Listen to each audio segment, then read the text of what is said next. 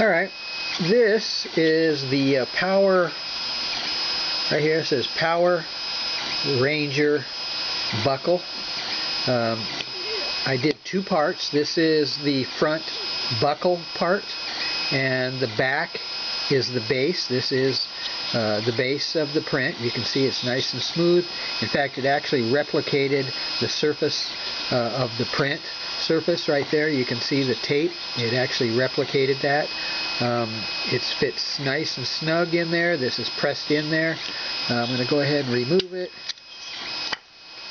That's the way the buckle looks. This is to match the back of the buckle, where the four notches or the four pins stick out, and then the 1, 2, 3, 4, 5, 6 pins match up with that.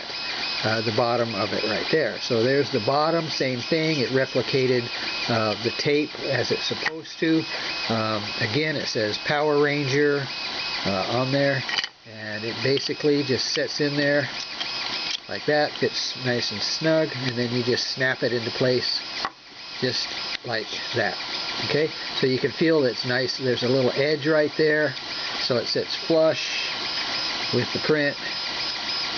So there it is. This is how it turned out. Turned out pretty good, if I do say so myself.